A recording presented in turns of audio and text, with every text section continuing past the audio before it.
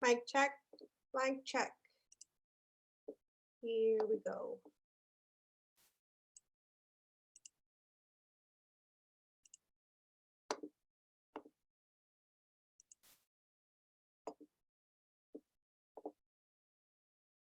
Hey, what's up, brother?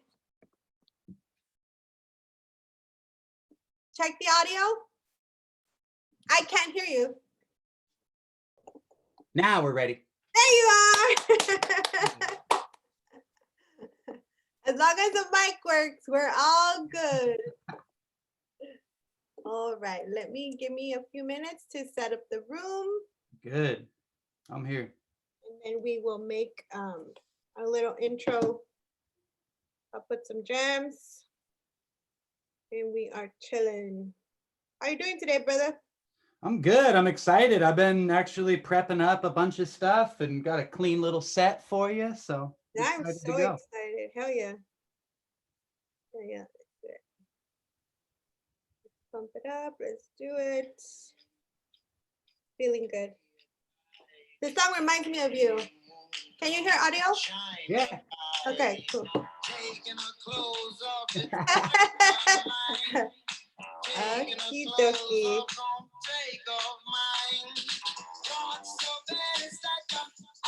Right.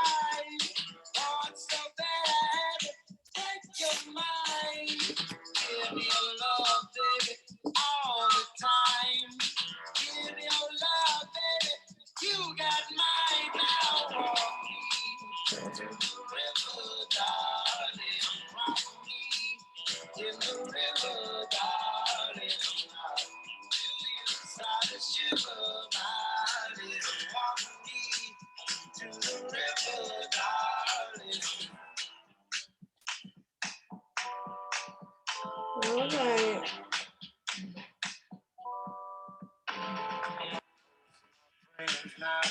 Blown me off. Most of my friends gone and blown me off. Can't really blame them, baby. I got lost. Can't even blame them, baby. I fell off. Deep in the woods, girl, we get off. Deep in the woods, girl, we get off. Run with the wolves, girl, never lost. Run with the wolves, girl, never lost. Now walk me to the river, darling. Rock me in the river, darling. Hi. Hi, made it! I'm so excited. Okay, I'll stop flapping. Oh, I'm excited. How are you feeling, Kevlin? I'm so happy you're here. I am resting a whole bunch, and then and so that I could make it. But I'll do my best to stay like. If you see me blank out, probably it's like, get off the screen, go to bed. Hi, Nate. I've heard so much about you, and Stacy said if I missed you, I would regret it for the rest of my life. So I'm here to see you. Wow. Hey, Nate is badass. Hello, Miss Stacy. Hey. Well, Nate, I don't expect anything less. If Sandy invited you to feature, you better be badass. Yeah, no pressure. No pressure. No pressure at all. You better be. I like when people are like, this poet's crap and the expectations are really low, and then you just walk it out the park. You know what I mean? Like, The eyes of Texas are upon you, boy. You better do your thing. Shall I give the yellow rose? Right, you are with the OG triple OGs, Nate, and you fit right in, my brother. Everybody in this room that is here and will be here is a powerhouse, just like you. So you're right in here with us, and I love it. Thank you for giving us the time. I know you could choose any other subscriber, but you chose us, and we appreciate it. Hi, Felicia. I'm Kimlin. Nice to meet you. Hello, how are you? Nice to meet I'm you. really excited. I haven't been on an open mic since, gosh, quite a few days. Oh, Tuesday. That's a big hiatus for me usually. Yeah. Well, it's a good thing we're here. I'm here to support, and I love Sandy to death. So let's go. And congrats to the Texas poet. I think we have some Texans in the audience. No, not No? me. What did you say about Texas? I came out I a little said bit the eyes late. of Texas are upon you, but I'm just visiting. I'm in El Paso and, for the next couple of days. Well, I'm in LA, so I'm no longer in Texas, but I used to be there. Okay. I used to Sandy, be in it's all Texas, yours. but I got out of there. But I wouldn't mind going back again because I love my friends in El Paso. Yes. We are definitely glad. Okay, so I'm just gonna do, the boring stuff so I don't get fired. Hello, everyone. Here I am again. Oh, you look so beautiful, all of you. I just want to let everybody know, as of now, I've been physically on stage with all of y'all, and it was so much power, and I think that's great. Coming out this damn Zoom, we're live. We're back to the sweaty stages. We're back to the bad lighting. We're back to the energy, and I love it. I couldn't be happier. Thank you so much for coming out tonight. Okay, so let's take care of some business. I know a lot of you have been over at LA Poet Society, and they have some things going on. I just want to reiterate them a little bit, okay? Today is Tonalli Thursday, so, and this is on their page. Okay, hi, it's me. They also have Meditation Mondays, which is led by our beautiful poet, Alex. She is amazing. If you guys want to check them out, they happen on Monday. They do have a Spanish open mic, and it's not like Cholo Spanglish, which I speak fluently. It's like legit. And that is happening December 10th. I love it. Okay. So those are like legit Espanol. Okay. Let me see. December 12th, we have a open mic. Okay. All these are Zoom. Okay. And we are actually going to San Fernando, I think, if I'm not wrong, in person this Saturday. So if any of your peeps are in LA and wanna, they do it old school. LA Poet Society is like, grab a crate, let's stand on top of it and just yell, okay? And it's gonna be fire. They're also having a kind of like a gifting of a fundraiser. I know a lot of you have already donated to that. But yeah, just forward that information whenever you see it, and that would be great. LA Poet Society has done so much for so many poets. People that don't really have like a permanent place, and then we find, LA Poet Society, and then it becomes our home. So thank you so much. And that was all. Okay. So let me see. So the way that we run this, because we do have people from all kinds of area codes, like my friend Ludacris said a long, long time ago, we do like to just open the floor just for like a few to 10 minutes before our feature. If everybody has anything on their heart that they want to just go ahead and spit, that's how I like to run it. We call it warming up the mic. You're not a sacrificial lamb because all of y'all are fire already. So we're just throwing fireworks in there until it explodes, and Nate's like, hey, what's up? So yeah, that I do want to put that out there. And if any of you guys want to just warm up the mic, that'll be fantastic.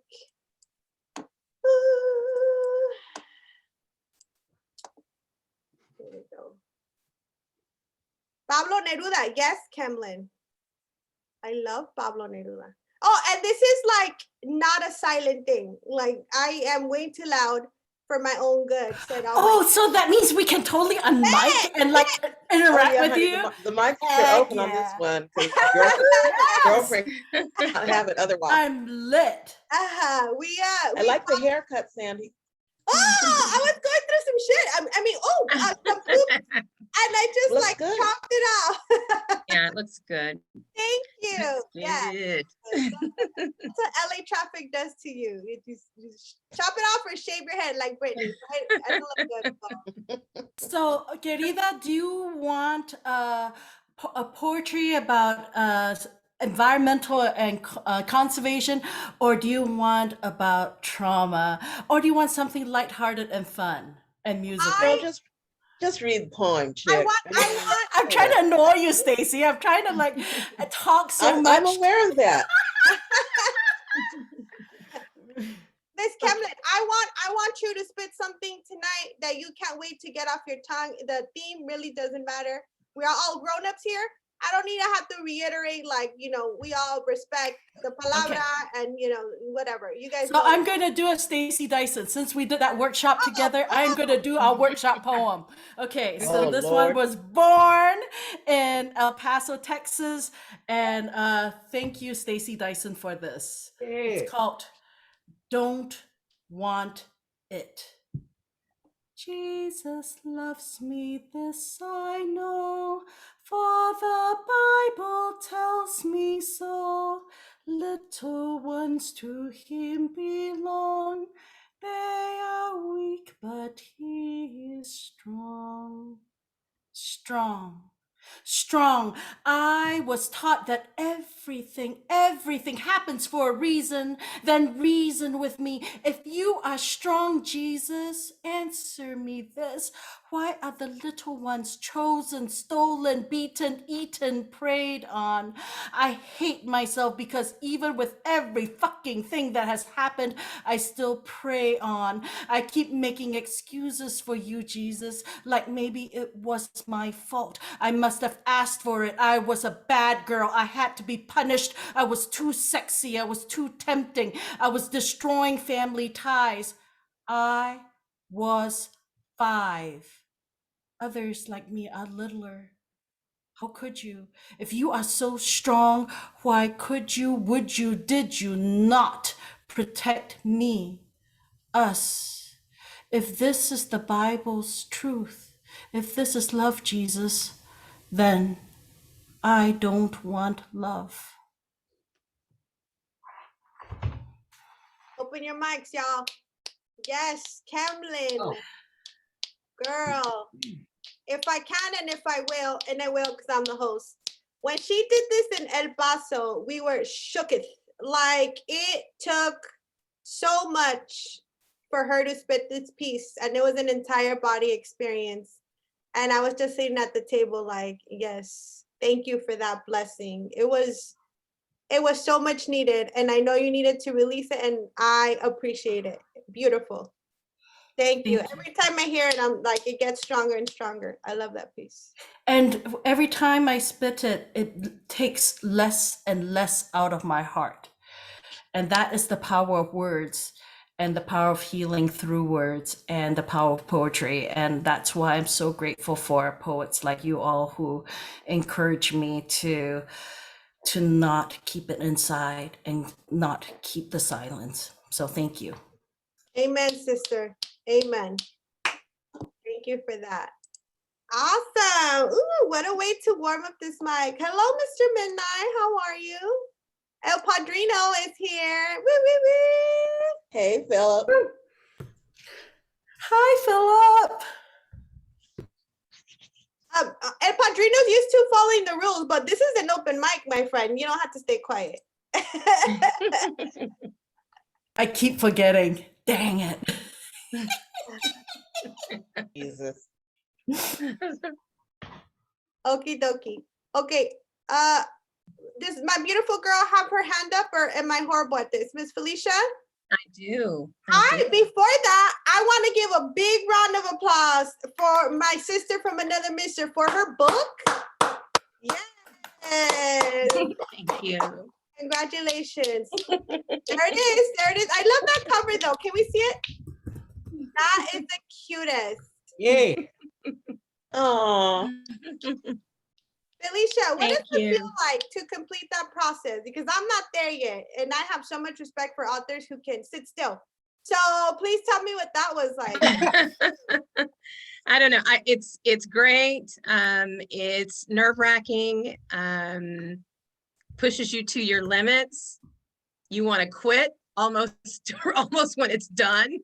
You know, yeah, but you have to keep pushing through because we know that there's a reason why we are supposed to share, and we have to, we have to do it. So it was amazing. It's still amazing. It's just a ride. Just put it that way. It's completely a ride. So, and thank you for being there with me with the process.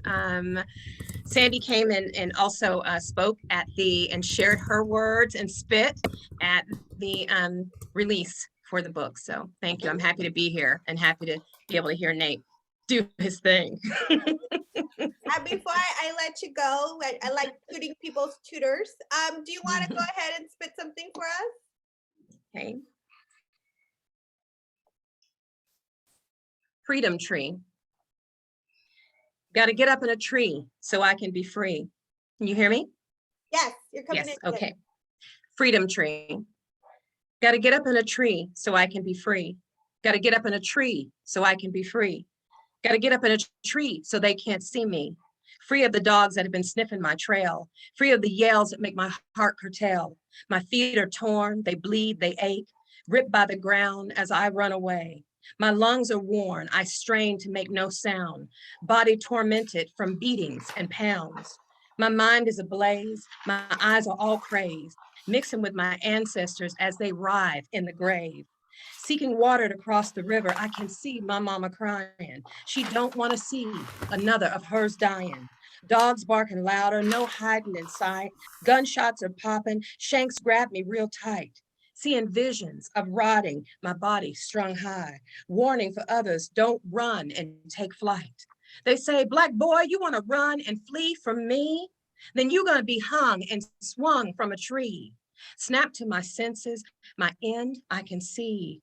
Red blood is draining, brown neck is hanging, strong rope chokes and cuts, my eyes bulging guts, and flooded with tears, because mine are gonna die for many more years.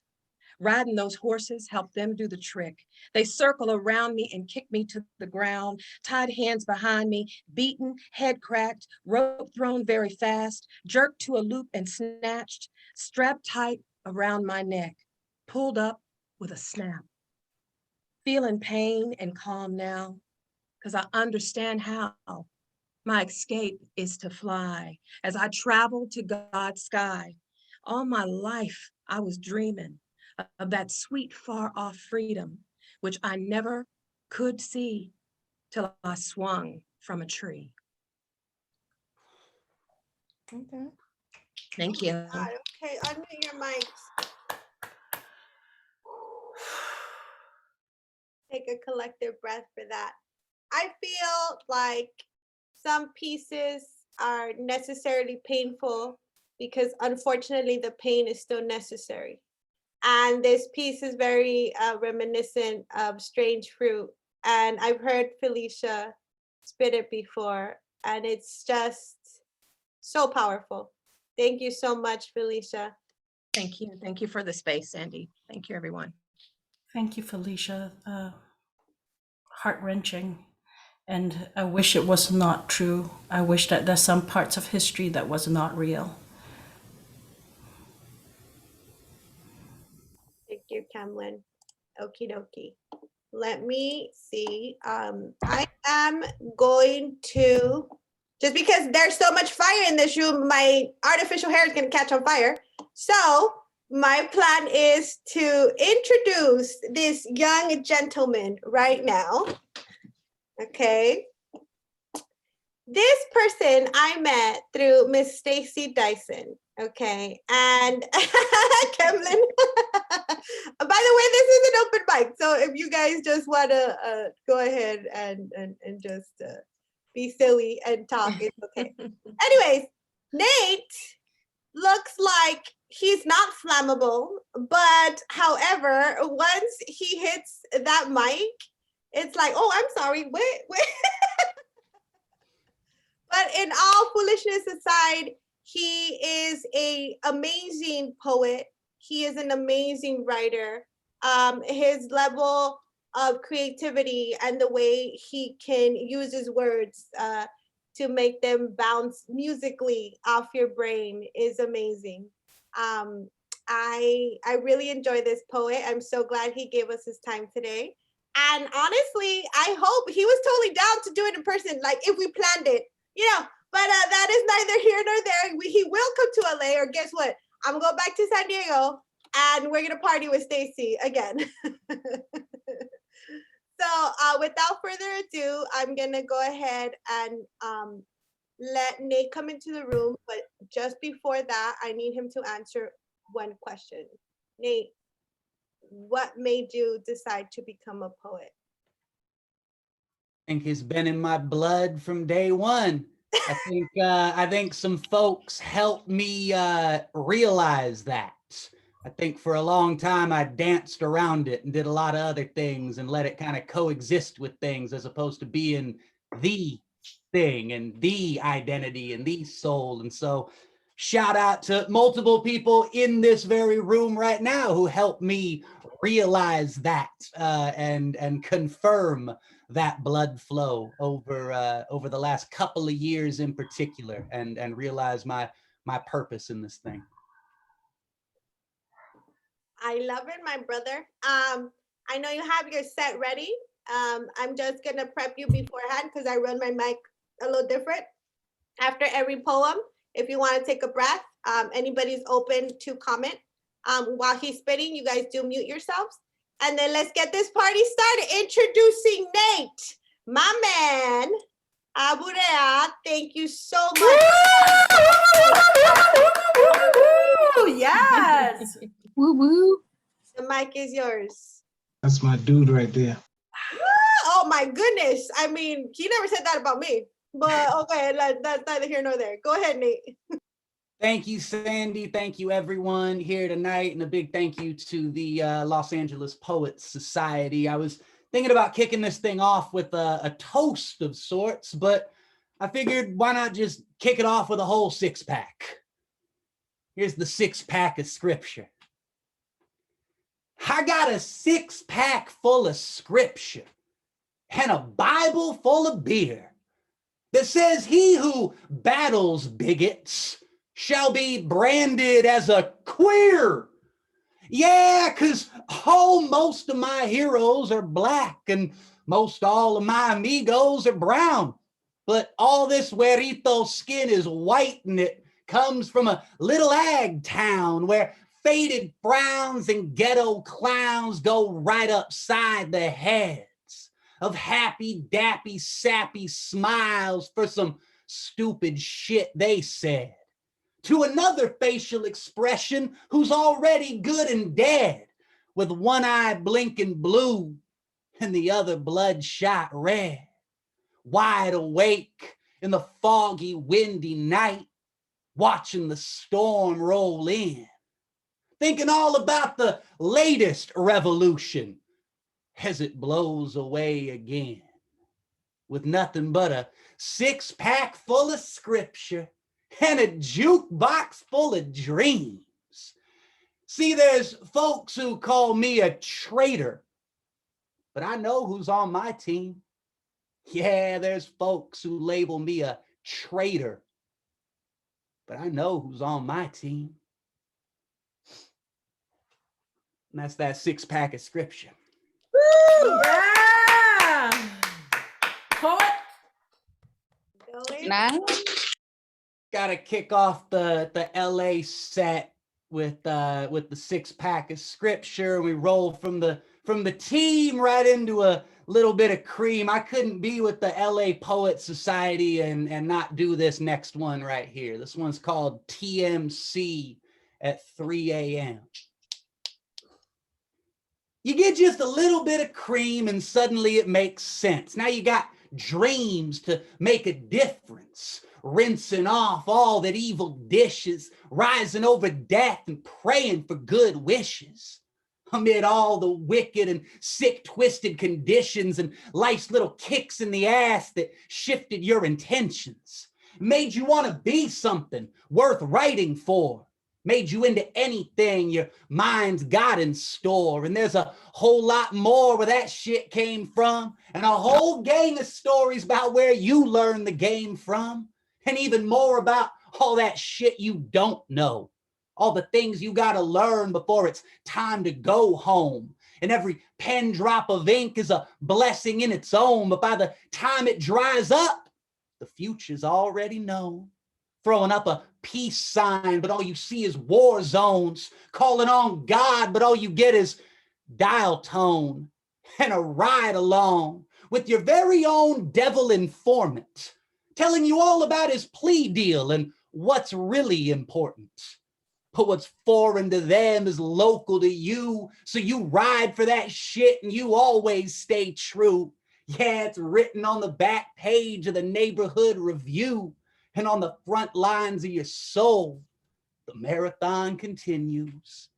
So whether talking to yourself or screaming at the masses, just take a deep breath and remember the meaning of the classes and all the classic game lacing that took place in days past. Your legacy trails like doobies. Go on and blaze that. Yeah, forever FDT, fuck CBP, ACAB, Breonna Taylor, RIP.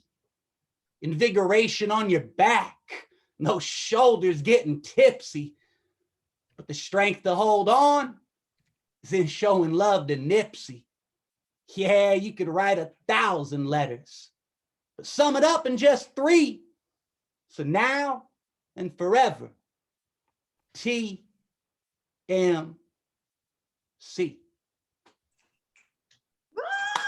Amiga Mike's. I love that piece. Hell yeah. Thank you.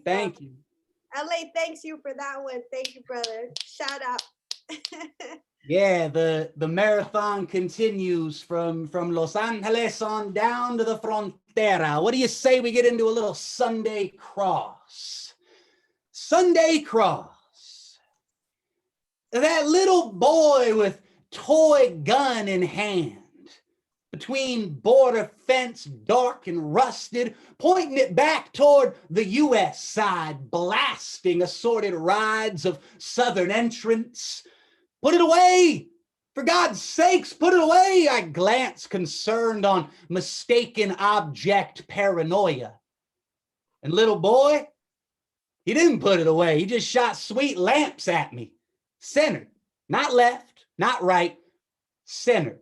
Connected in eyesight, firm and fair, and I swear to God herself, I wasn't scared. And then he looked me around head to toe, surveyed my spirit, and said I had to go. Little boy capped me in the face and laughed. Now, how's that for some holy Sunday mass? And it's Waylon and Chalino on the way down to another temperamental town where frowns go right upside the heads of smiles. Only here, they make them smile and frown and smile and frown all over again. Amid dreams of northbound steps, that wire tied tight, wicked and rusty, weathered by years of standing for evil in the face of Mother Earth's intentions. And it's those same outlaw whistles walking me cross corners of my conscious confusion. Streets of smoke, paved in madness and delusion, with malice in my heart only for what stands behind. Toxicity cultivated in depths of soulful dirt, soil of cynical cries, laughter, making love to repentance. High in minds of a million manic cells milling about my mentality. I'm talking milligrams of happiness. I'm talking milligrams of hope. I'm talking kilos of empathy. Cowboy croons to bumping RBL, ruthless by law, bounce to this.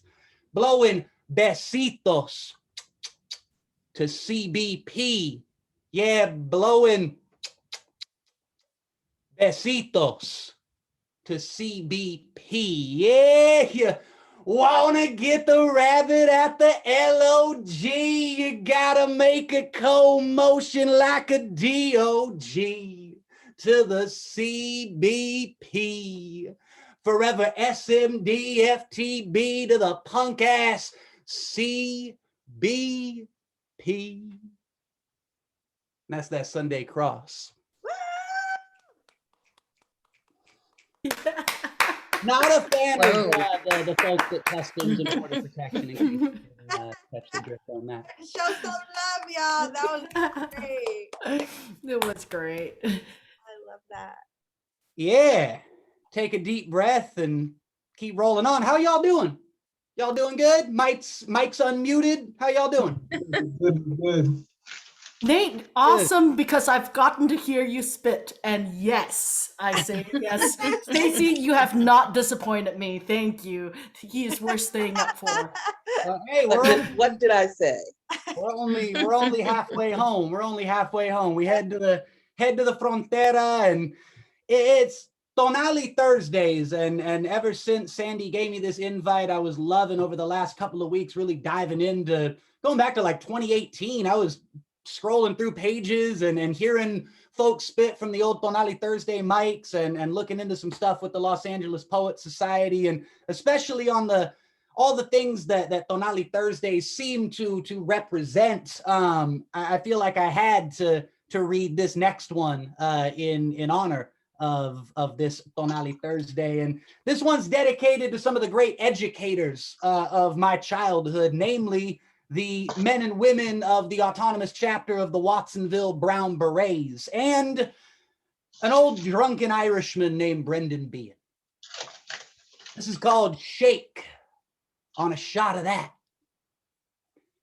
January 2020, just before the world tilted off its axis, I had the great privilege of going on a trip to Dublin, Ireland, Belfast, and the city of Liverpool. And in all these places, I felt something so strange. I felt something I've never really felt before, especially around other white people. I felt normal. Normal. For the first time in my life, I wasn't a radical when it came to my politics, my humanity, my dark sense of humor, my art, my bisexuality, my love, my anger, my gratitude, my romanticism. It was all fairly, well, normal in all of these places that felt like family.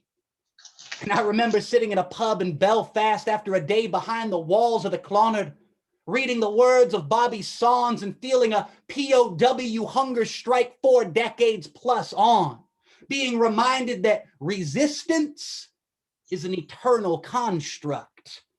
See, one of the most powerful aspects of the IRA movement of the 1960s and 70s was when it became intertwined with other global fights of indigenous peoples against colonial occupation, Native Americans, Black liberators, Palestinians, the Basque people, and so many more. The way poetry and the arts were cornerstones of revolution invigorates me and serves as a reminder that those who oppress the poor and colorful so often disdain the powers of paint and language. In other words, imperialists aren't just criminals and purveyors of oppression, murder, and genocide. They're also just plain boring as fuck. Yeah, I remember sitting in a pub in Belfast, feeling something writing itself in my veins. A poem called, what was it again? Shake on a Shot of That. Yeah, a bloody little poem called Shake on a Shot of That. Having to shake hands with the oppressor in the name of giving a peaceful future to your own children and their children, when you know goddamn good and well their children will press down double. For the eyes of snakes burn with a certain boredom, not desire, rather necessity. Necessity to rule and drool the spit and dribble of thine o'er lives and times of poetic prose and limerick lines of lucid lovers squeezed together like the lungs of life. Let us play. Let us play in day and night, fully bare, and summer moon's manically magnificent message of mighty magical light, who shines down in loving kind with glimmers of warmth shimmering onto clothes of seasons sweet and cold. But rest assured, nor mine or thine shall be the child's chunk of leg, grabbed and gored by the swords and gums of the bored, colorless, bitter, artless snake. Shake on that and sing it. Sing it loud. Sirsha, meshika tiawi. Askata suna. Abaurrea. Shake on a shot of that. Yeah, shake on a shot of that. Brother, yeah. Righteous. Wow, I'm digging it. Nice, nice. I love the point of view too. Awesome. Good stuff. At the maestra in the house giving you props. Hell yes. That was dope. You know, some of us are always here to shake things up. I love that. I love the name of that piece. Hey, Sandy shakes the mic and I'll shake on a shot of that. There you go. Boom. Cheers, cheers. Thank you. Thank you for that. You know, it's so not just like, you know, fuzzy and warm, where we all take the time to appreciate another person's culture. But I feel like just for 1 second, it takes one tiny bit of stardust of the ignorant stardust out of our energy. And I appreciate that, Nate. You know what I'm saying? I feel like we're all bones inside. And you know, once they dig up our grave, it really doesn't matter. But our legacy, and for those that we respected while we were here, it means everything. So gracias, hermano. Thank you. Hey, cheers to you. Salud. All right. Okay. So let's bring it on home. Bring it on home from Belfast and the greater Clonard. Let's come back down to LA. Let's head back up to my hometown of Watsonville. Let's bring it on home to California. This one's for all my friends who are dead or locked up, and for all my family who are dead or locked up. And I must tell you before I read this poem that this poem and telephone number will be monitored and recorded.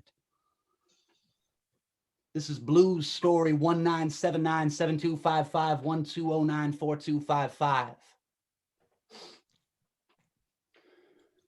Well, I had my share of shakedowns, long walks across the bridge on Breakdown Street, breaking down beats like cake on down to those who still eat single, double, and 3.5 slices. Those whose vices help me eat and survive lavishly in a 1999 flood salvage Mitsubishi Mirage. Through hunger inside, though hunger inside that auto home Beal, and hunger inside an empty heart of fulfillment, corrupted dreams still burn, searing a deep fried delusion that the king's throne was an empty seat to be had. Brainwave intrusions of intricate schemes and thoughts that a poor boy could actually compete and win the minds of 10 million mercenaries on the rocks and poured nice and neat. And the sky, whew, that sky came with a mad smack right upside the left-hand lane of my snow globe ride, down avenues of anger, pride, and jealous rage at the clouds who lied, and still slide into second feet first with the nerve to look down on heathens, humans, and angels of alleyway sounds. Fingers of the clock in the past pound and pick, tick, tock, tick to the future of the now, slapping a bluesy contusion to kneecaps of coppers on paid leave. Yeah, forever slapping a bluesy contusion to the kneecaps of all coppers on paid leave. And the angels leave quick, because you know why? The demons be slick, beaming lights of blue and whites. Hell no, not tonight. I ain't catching no blow from the brunt of some devil's nightstick, some no good, wicked, sliming, squatty, see you next Tuesday rhyming on a blunt, bringing blunt force to my temple after he barged into my sacred temple of liquor store blunts and old northern stuffing and holy matrimony between the mentalities of don't start nothing, won't be nothing, and close your eyes right quick. You really don't need to see something. Because accomplices after the fact inevitably bring us right back to the crooked wolf pack on the prowl for a poor boy like me and 100 times down on the boys who don't look like me. Foaming at the mouth, sir, with evil teeth to devour every last bit of electricity and every last layer of anti-naysayer power. So I'm saying, don't just fight the power, whoop its punk ass and give it all to the people.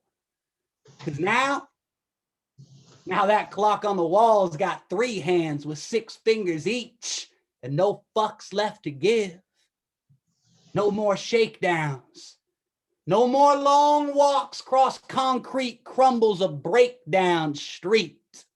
No more feeble-minded fantasizing about the king's seat. Just strong soul romanticizing alongside angels of the alleyway beats. Because I'll gladly be a trailer park prince till my story completes. Yeah, I'll gladly be a trailer park prince till my story completes. And that's something like Blues Story number 1979725512094255.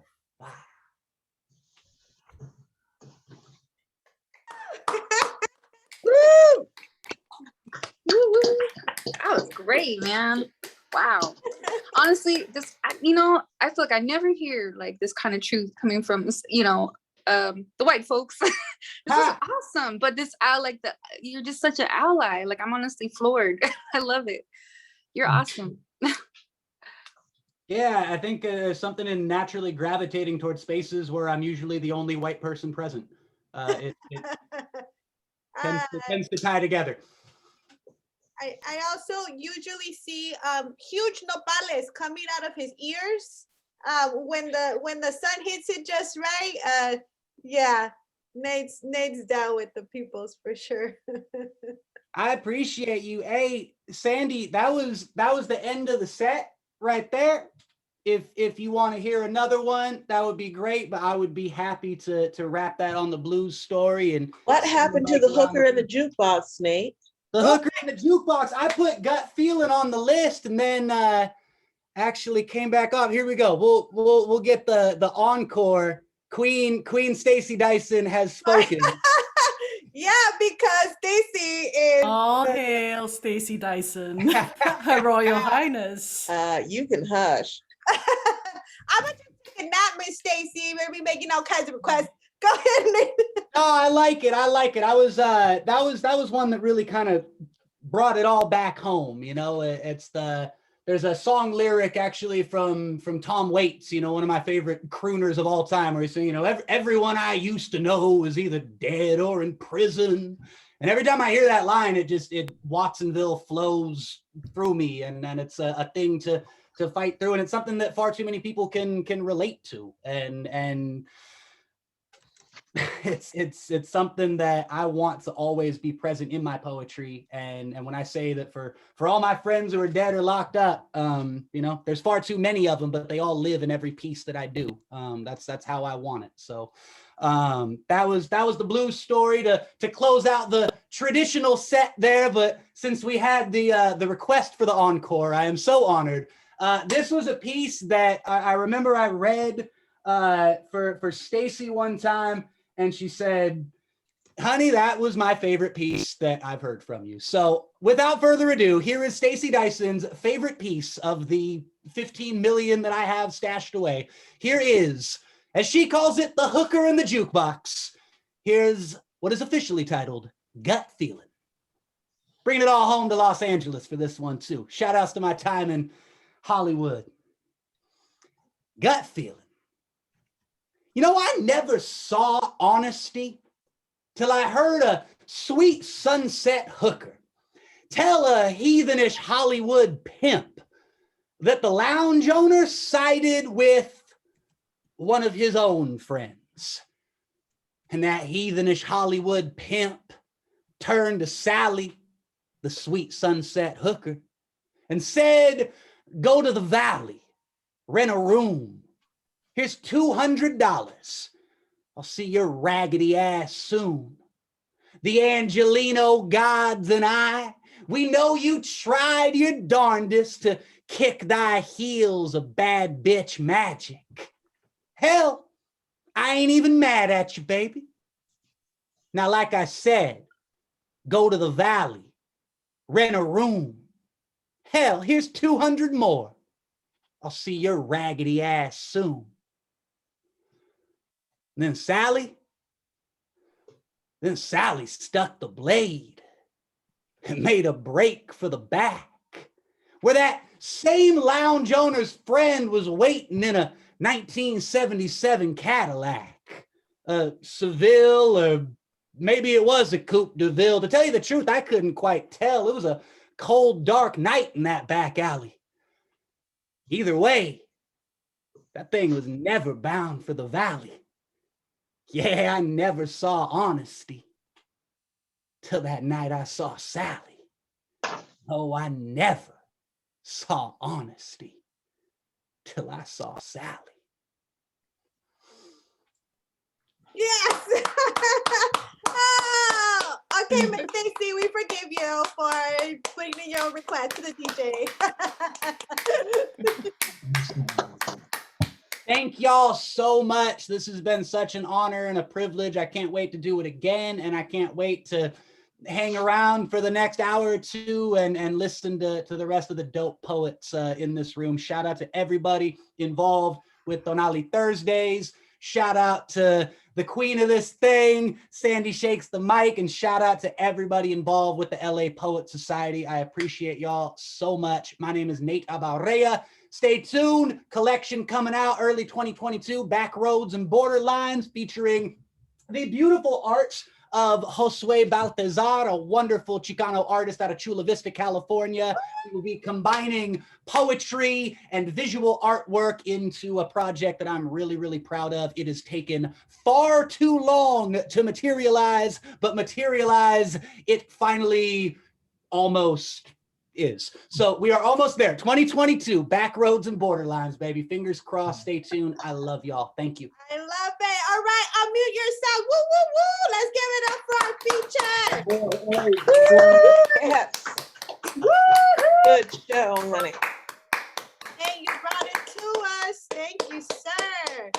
Thank you, thank you, thank you. Oh my God, this is why I do this. Because it's always like a potluck, and I love food. Am I home, guys? Hi, baby. Oh, the baby. They're listening. They don't know what the hookers are yet, but that's good. I'm with TJ Maxx. Hi, we're going I want to be cat boy. All right. We go to the regular store. Rock on. Oh, so cutie patootie. Are they going to read? No? Okay, all right, cool. They might want to, but then they'll start talking about various other things, their cartoons and stuff. So, but Hello, maestra. Thank you for that. Okay. Let's see. All right. So, thank you, everyone, and thank you, Nate, for sharing so much of yourself today and your work and your palabra. Go ahead and put it in the chat. Put it in the chat like Midnight does, and put in your information and any links or anything you want to share, even just your Instagram for those who don't know you, but now they do. And just type it in there, and we can get you hooked up with familia. And I'm waiting still in LA to see you, your fam, your lady, all of you guys come out and party with us in person. Okie dokie. We did start the sign up for the open mic. The word is speak. Speak. Type it into the chat, and you'll be on the list. Okay. Here we go. All right. Here we go. And I'm wearing like a disco inspired jacket. I don't know if I'm hurting anybody's eyesight, but I really don't care. Yeah, sure, dude. Okay, yes. God, it's like, I mean, Honey, it can't hurt any worse than Philip's baseball gear. It's fine. oh. Well, now, okay. We gotta flame him like that every time. Every time, you two. I guess there's chances in here. Jesus I've Christ. learned a lot from her, so it's all good. Okay, I have so many powerful poets on here. I have mentors, I have godfathers, I have people who have come out for other poets and supported the work, the art, the creativity, the hustle, the solitude. Nobody talks about the solitude, but you can't be around too many people when you're working, sometimes. I mean, maybe some of y'all can. I cannot. I'm not a big fan of people. That's neither here nor there. So with that being said, I have met really wonderful, wonderful people despite the world closing. I'm still pissed off about. One of them has become a very close friend, mentor, person that likes to scream at me when I don't listen to her. And the reason that Mr. Nate presented today in such a beautiful way. And I want to go ahead and invite Miss Stacy to get this open mic started.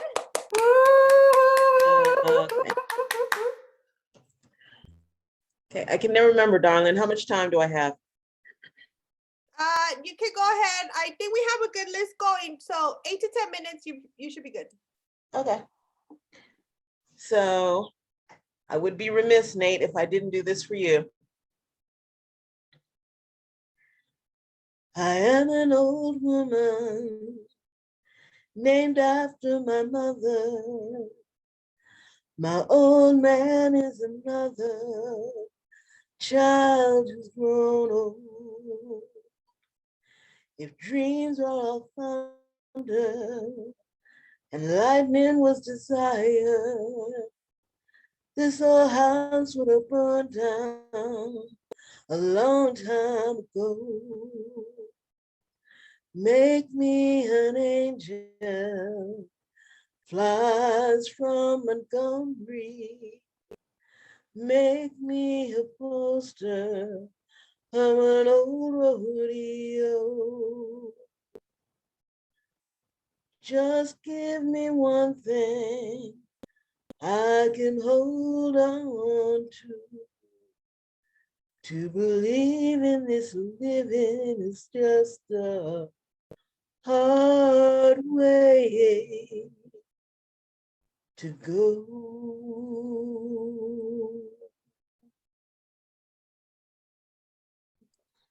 Woo!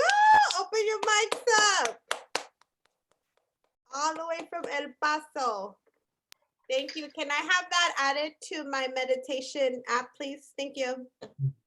Sure. We can do that. Let's see. Haven't gotten all the niceties out of the way. I was waiting for that. Jesus, that was Yeah, on a scale of 1 to 10, 1 being back away slowly from the cookout, nobody needs to get hurt, and 10 being me offering physical violence to elders, as in, I will slap your grandma and mine in the middle of Main Street at high noon for this.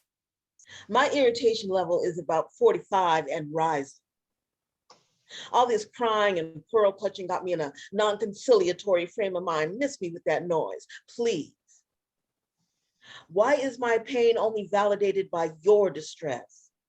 When Black, brown women cry for their babies, why is it necessary for white tears to validate the experience? Is it because we've done it so often that our tears are invisible, don't count anymore? Why is any conversation always at your behest? We've been wanting to talk for centuries now. Why are our lives suddenly worth taking notice? Because you finally decided to take notice? Well then, it must be important. Check it. One white woman got upset one morning, spilled her coffee, got national headlines, and changed the law. We get up upset every morning, every hour of every day, spill all the tea, and get called gossips, abrasive, nasty, and non-pleasing. I was raised up carefully, well-born and well-bred. So the most I can say to that is you may personally kiss it right here, because F that is. Yeah, go on and laugh, but I have ancestors to answer to. Sorry, Grandma. Speaking for sisters everywhere, keep our names out of your mouths, because in case you hadn't got the memo, whatever you start, we are going to finish. Don't waste your tears on trying to impress us with your pain. We live where you only visit, and tourists, quite frankly, are not welcome. Sisters bleed, bond, and back each other up. Y'all want to eat the cake and not clean up the kitchen. Then get upset when your dainty selves catch hands or our ambitious dreams without stopping to drink at the river of your opinions. Some of y'all so weak, can't even take a Becky between the eyes. Can't get hit with the truth without crying about your stress level. Keep self-reporting screaming, you're the one making it about race. Well, yeah, because it is. It always has been. You want to call me sister? Prove you fight like I do. That's right, you have to prove it. Don't want to see your pink cat hat or your notorious RBG t-shirt. Show me oppression turned into beauty marks, like children with full bellies, and laws that protect everybody. Show me relationships full of truth, not convenience. Show me your soul's tears hit the earth and birth renewable energies, like gold and water and real love. You want me to call you sister? Listen to me. Stop using me. Celebrate who I am without making me use your mirror. Back me up, honor, and sing my songs too. Stop trying to be me when it suits or is fashionable. Just be real. Do you? And if that sounds like too much, well, let me put it this way. If after using my milk to suckle your children, after raising those children so they sell or slave me and mine, after scrubbing your floors and your clothes so that you could go to fundraisers where I got talked about as the problem, after being given the backseat in movements I bled out over, after moving ahead as an exemplar of my sisters, only to be judged by the standards by which the world celebrates everything you do or say or decide to be, if after all that you decide we're ungrateful or impatient or too angry, you know what? You may personally can unreservedly kiss it right here, because F that is. Sorry, Grandma. Unmute your mic. Yes. Yo. Yes. Wonderful. I love that piece. So I got one more. Yes, you do. And I didn't get to do this one in my last set, my last open mic, but I got to do it because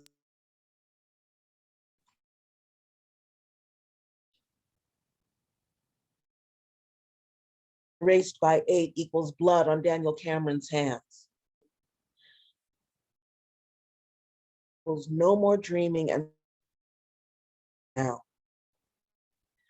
27 erased by 8 only equals more struggle and rest in power. And I know that mothers. Oh, Miss Stacy, I'm sorry. We're gonna have to have you fix your mic. You went in and out like 3 times, and I really want to hear this piece. Okay. Let's see. Tears falling. Can you hear me now? Yes, let's do it from the top. Yeah, go ahead. Right. You're freezing a little bit. God damn it, El Paso! If you don't In the stop. hotel, guys. Sorry. Okay. Okay, we're gonna go through it, and if it cuts out every now and again, oh well. Okay, let's go.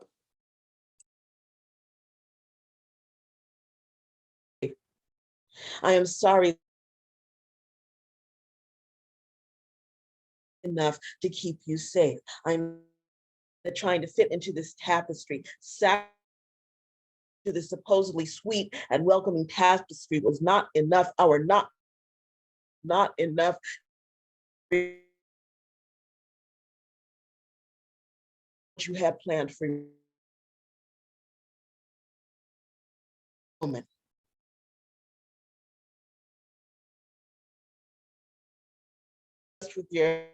Fussed at your man, fussed about your job. With your girls, got out in the streets singing and blinging so you could forget about your day. Laid up in the bed some days, watching the rain. Made love, made plans. Woman, there was some felt like you couldn't see one more horror, but you stayed in the game, went back the next day, did your job. There were days when you just got tired of being a Black woman because that's what Black women do. That's who and what we are. We did everything. We were those and the way we took it.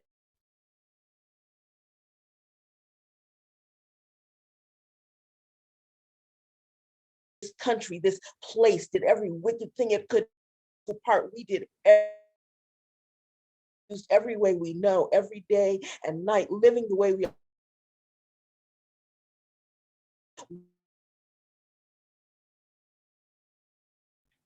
are, holding it down, fighting the system.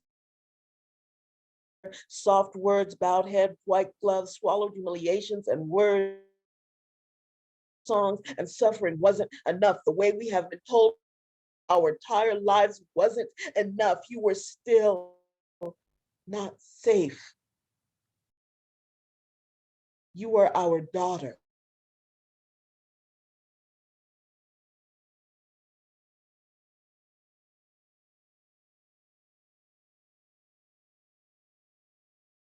We tried everything. You died anyway. Right now, you are on your way to becoming an icon. Your name will go down as a martyr. I am truly sorry for that, because no one deserves such a hellish honor. 27 erased by 8 should not equal political expedience, cover-ups, lies, does not justify or explain the dirt they tried to bury you with. 27 erased by 8 and wrong, and a mother who will never sleep again because her baby sleeps too young and forever. For what? All she wanted, all anyone ever wants to be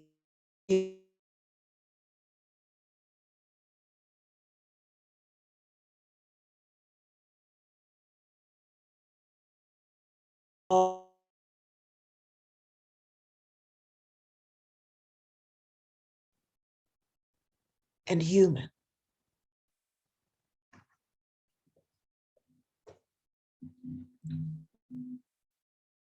Thank you, Miss Stacy. Miss Stacy, in the chat, you were having some requests of possibly pasting the words to that piece. You did go in and out a lot. I blame El Paso and its hatred for me, so it's not your bad at all. The connection is just really bad. If it's in a book, let them buy the book. Yeah. Well, yeah, they can do that too. Buy the book, buy the book. Put it in the chat. Actually, I will put my oh, going out again. Yeah. Okay. Can you hear me all right? Yeah. Oh, you know what? Somebody said if you kill your camera, sometimes that helps. Here we go. How's Buy that? her book. Buy her book. Buy her book. Midnight Speaks Poetry in honor of Stacey Dyson. Straight to the point. Buy Stacey Dyson's books. That's books, plural. Buy her books. That's right. Salud. Anyway, I will put my website address in the chat. The entire poem or hear the entire poem, hit my website and request it, and I will send it to you. I love it. Yes, because Or like I said, I like Philip and Nate. Okay. Okay. Well, I love it. Your two-man promo team right here. Hey. Buy her book. Anyways, give it up for Miss Stacy. Thank you, Miss Stacy. That was wonderful. It's awesome. Let me see. Here we go. All right. Looking at the mics. Okay. All right. Let me drop the order again in the chat. Of course, everybody here knows already, and I am a humble little peasant of poetry with an honor to present our next poeta. He runs his own mic, an entire universe of poets, and he needs no introduction from my silly ass. However, he came out today to support us, and we thank you so much, Mr. Midnight. Woo, woo, woo, woo, woo. Philip. Mic check, microphone check, 1, 2. Mic check, microphone check, 1. Mic check, microphone check, 1, 2. Mic check, microphone check, 1. 4 friends dealing with the absurdities of growing up in New York City without a brown or black person in the vicinity. Seinfeld, the show about nothing. But I know you're here to hear something, but this too will be a poem about nothing. Just me tripling the length of a minute, taking the news in review, sharing my point of view. They say it's a possibility that white America will become the minority by the year 2043. Ring the alarm. Caucasians already up in arms because Caucasians already up in arms, but could it be a possibility that they're a little leery about this probability because throughout history, minorities have been treated rather differently? Mic check. If Facebook were a country, the more than 1.3 billion logging in monthly would make it the 3rd largest overpopulation, which reminds me of government subsidized housing. From Brooklyn to the BX, we call it the projects, where rats is as big as cats and roaches feed on dark kitchen counters, homeless in hallways, if only the litter were edible, and drug deals. Drug deals flow steadier than running water as slumlords collect rent while repairs fall on deaf ears. Crown Gardens, Promise Towers, Ocean Hill in Brownsville, complexes camouflaged with beautiful, pretty names. Streets that have little people that look like kids. Too small to be full grown, but grown by the things exposed, because in the inner city, bullets are sometimes an endless melody. When loved ones wait on the ambulance to arrive in an area where there's little chance for survival, as bloodstains remain in concrete cement, and paramedics instantly become undertakers. Question how Alan Boo Boo be?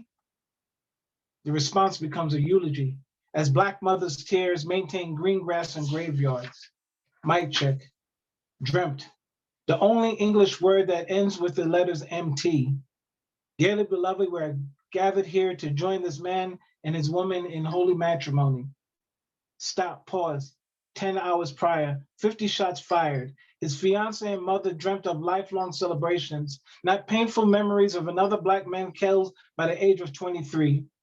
There is no justice when it's just us, when a juror can be heard asking, what is all the ruckus over crackhead niggers?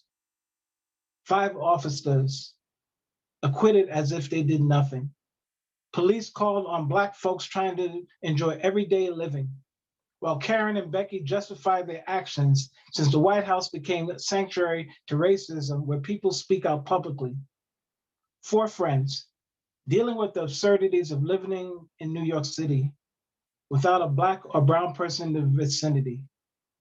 Seinfeld, the show about nothing. Again, I know you came here to hear something, but this was just a poem about nothing.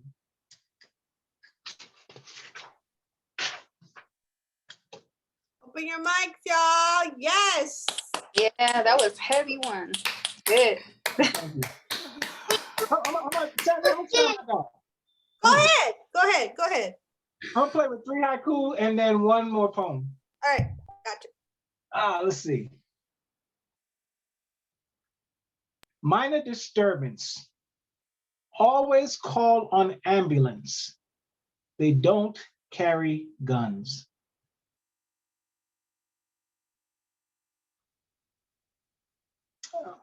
Sexy lingerie. Granddad tapped that flannel dress. 10 babies later.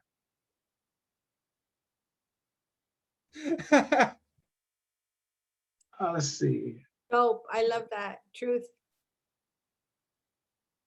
Senseless school shooting without reason or warning. We're back to normal.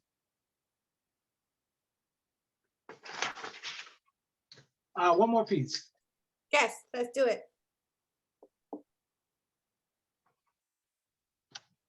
Let's see. Hold on. Oh, crap. We were often told to be home by the time the streetlights came on.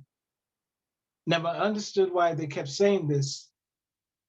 But as I reminisce, I remember dreads. It was as if his life started 50 swings past 3 strikes. A kid. There's no minors in these streets, little people that look like kids, too small to be grown, programmed with that everybody dies, so I don't really give a shit syndrome. Dun-dun-dun. His face hardened not because of age, but because of this stage. 20 street life, 21 before 18. Mounted up anger, stress, low self-esteem, glamorizing the street scene, shutting down rational thinking.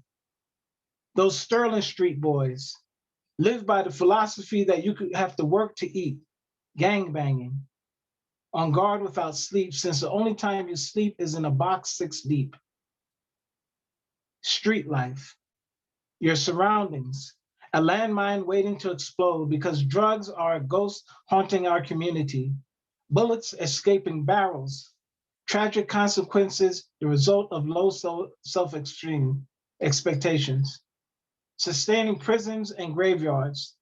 The reality of I don't care is living too long. We're often told to be home by the time the streetlights came on.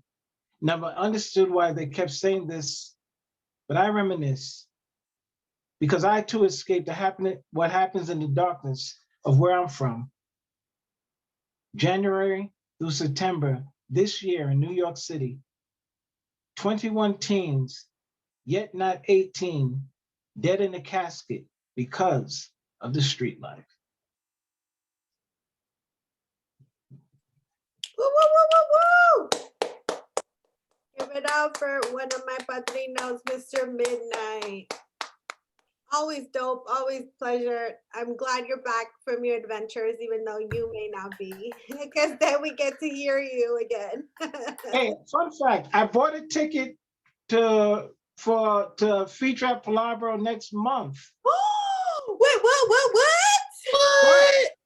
But with the new variant, Oh. I'm not sure yet.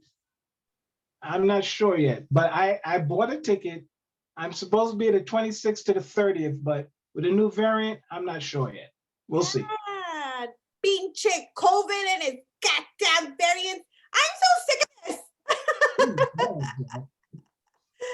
so sick of this. That would be amazing. Oh, I love Mr. Ted Washington and all their peoples over there. Okay, let's cross our fingers that somebody just like punches it in the face and it goes away. Pretty much, right? Thank you so much for stopping by Midnight and blessing us and blessing Nate. Okie dokie, we have to keep this show on the road. Up next, another legend. I love this poet so much, and she is so funny and hilarious to be around, but really, really dope. You haven't heard her. Her name is Miss Diosa, and I know she's in the room. Is Diosa ready?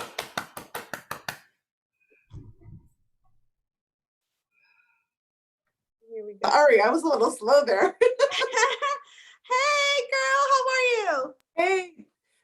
all right. I'm getting over this little head cold. I took a 24-hour trip to Mexico just to get a head cold. Oh, wow. Great. But it's just a head cold. Okay. Speaking of COVID, let's start with that one. Let's do it. Thank you so much for this space. This poem is titled Attention Gringolandia. La Muerte arrived in the US of A, claiming to take all of its citizens away. In a quick interview with US Today, just listen to what La Flaca had to say. This is every American's last call before we see how this nation will fall. I've come to put an end to it all. Now is the time to remember, recall. I've come to give your people a chance to tango in my arms, eye to eye, to sway cheek to cheek in Latin dance. Feel a glimpse of what it's like to die. Capitalism is telling, consumerism is trying. I'm cutting curses that are spelling, releasing lives fit for dying. So please, stop your useless crying. Warning you, we have been trying. The time has finally come. Start goodbying. Yikes. Woo! Give it up for Diosa. She is fire. Always OG, triple OG. And so my brother Nate, he kept taking us back to LA. So and then you took me to Tonalli, not necessarily Tonalli Thursday, but Noches Bohemia, where I first, and I think I've only shared it there. This next poem, Pinches Margaritas. Woo, woo, woo. Let's stop drinking margaritas and calling them lemonade. This ain't no walk in the park, no butterflies and butterflies, no cute little rainbows, nor pink hearts. A combination of sweet and sour, and all the pinches vasos están todos salty. This shit is on the rocks, no steady solid ground, full of rough and tumble, crash and crumble, clean, shake, rattle and roll, and down, down, down we go. Nah, this ain't no tutti fruity, fresh and fruity. No, hard gulps of burning liquor that only impair my judgment in the now, but continue to fuck with my head the next morning. Shit, but they taste so fucking good. Unlike lemonade, which brings peaceful pleasure to the palate, this brings wasted nights and lingering hangovers that last for more than a tomorrow. What a cruel addiction this is. Knowing that it is bad for my health, but I just can't get enough. Basta, ya estuvo. Yeah, right. I hear the tinkling of ice cubes in my empty cup, and my mouth begins to water. Fucking A. The margaritas in LA. What else can I say?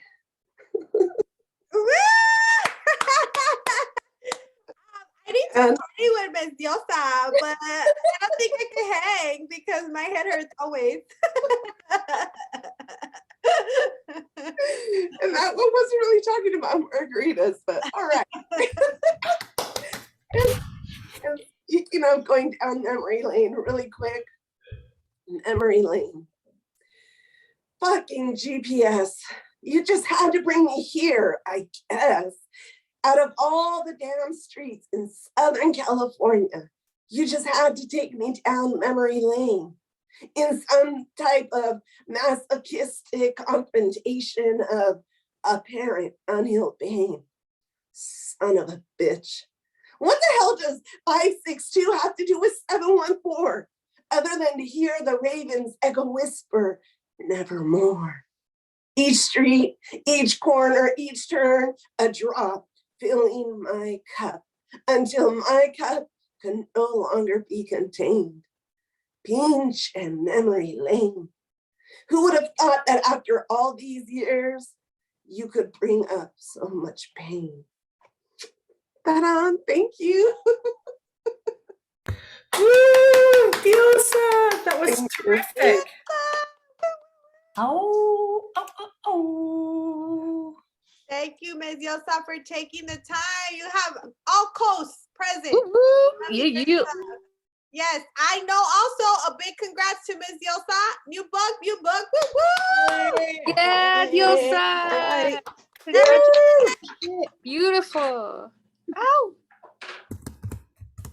It is an honor. It is an honor to be among so many authors. And, you know, it's never going to rub off on me, but I just like standing next to y'all because I feel so much cooler. So here we go. Thank you, Ms. Yosa, for gracing us with those pieces. I love it. Okay, next on the mic, Miss Kemlin, which I love so much. Thank you for waiting on us. This woman is so busy and always has time to put in some palabra, and I don't know how she does it, but Kemlin, please. I'm so excited to be with you. Thank you, LA Poet Society and Sandy. I'm so happy to be here. If you haven't seen, Touching Tongues is out. It's a women's erotica book. 31 poets actually, including Marissa Prada, by Red and Green Books. And I'm going to be reading one called Take Me to Morocco. Taut skin burst, brown sticky sweet ooze pierced ripe date.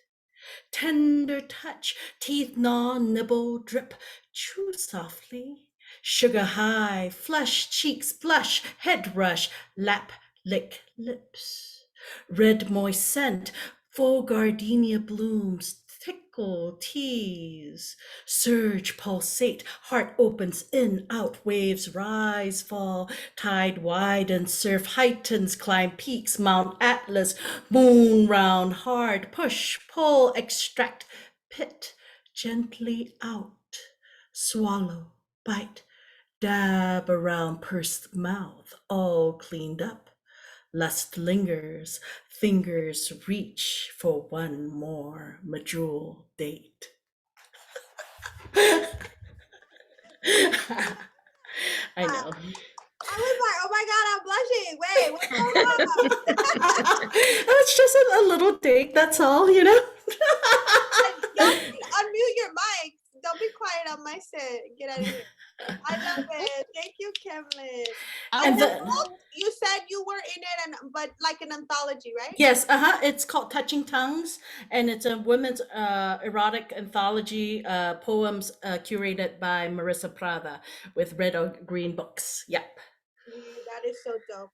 Okay, so then I'm going to read you my set that I'm going to be reading for the Bangalore Literary Festival this Saturday. So I'm going to get, I've been invited to read with some of the senior poets from different countries in Asia. So here it is. So the first one, and these first three are found in two different anthologies online published by Squircle Line Press. This is called Tonight, recounting 7:42 p.m. October 26, 2019, Peoria, Arizona. Tonight, I am a victim, a statistic. Walmart lot, teen snatches my purse. Husband yells, he reaches for my bag, kid shoves him away. He falls to the ground behind the speeding car. I chase, I stare, his face under baseball cap, black sweater, gray shirt, black gray shoes, black sweatpants. So young, could have been one of my high school students. Light blue car, witnesses Nissan, CEV, no one sees. Rest of license plate, car speeds off, peels away, heads east on Peoria, cameras, witnesses. Family of 3 stays with us. Husband calls 911. Officers arrive. Patrol cars 4, 5, 6. Crime scene interview. Witnesses checking cameras. Just state the facts. Sorry. Faulty cameras. Blur. License plate can't recall. My Apple ID. Find my phone. Fails. Battery low. Lost last chances. Find thieves. Boiling rage. Bile burning. I cannot swallow this. Home invasion, 3 total cars. Now we are robbed. I hate this place. I wish we were somewhere else. I was Singapore, any place but here. But it's not fair. I know crime happens everywhere.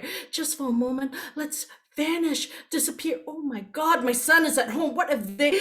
Officer calls Glendale PD. We call him. No answer. Police knocks on door. No answer. They report he has headphones on in his room. He is safe. We need to hurry back to him. No way home. Both sets of keys were in the purse. Officer gets permission to transport us back to home. We use the lockbox key to get in, locate the Apple ID for the officer. I receive victims' rights brochure, case report, number, call numbers to the bank, cancel credit cards, debit cards, tow both cars, one from parking lot, other home. Find locksmith to rekey 8 locks. We can't wait. Secure home, secure assets. It's too late. They've already charged $8 at the Circle K. Husband hurts. Honey, stop calling. You're in pain. Call Lyft to the emergency room. Hurry. He's alone. I stay home.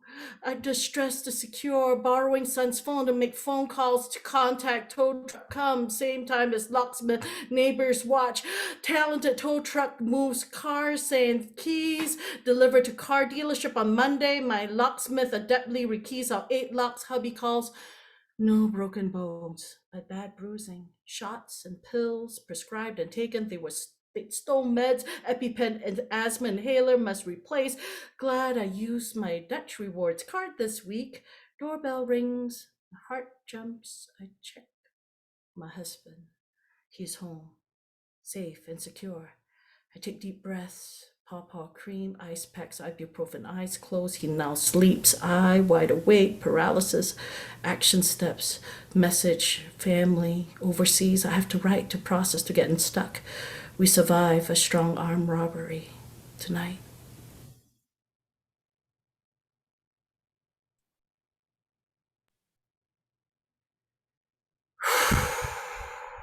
Yes. Open your mics up. I think I'm going to skip the other 2 and I'm just going to go to the last one. Okay. It's called syncope, and it's what I'm living with now, and that's why I am on medical leave right now. Syncope is the condition where you blank out, black out, wipe out, blank out, lights out, mind fucked. This sucks, shut up, wake up, face falls, speech crawls, can't think, this stinks, oh damn, can't plan, oh shit, can't spit, can't write, this bites, no time to rhyme, no time to sing, no time to think, no time to plan, no time to dance, no time to write, no time, no chance, no time, no time, no time, no time. Ding, ding, ding, ding. Halfway between derailed, deranged, syntax rearranged, tracks switch. Oh, look, squirrel. I like squirrels. Where was I? Where am I? Oh, hello there. No, no, no. Fuck this train of thought. I'm not getting caught up in this shit. This sacre no exit. I am getting off a light, not going to go down with a fight. Do right. Take time, make rhymes, take chance, don't plan, just dance, don't think, eat, drink, live, sing, love right now, now, now, now, now.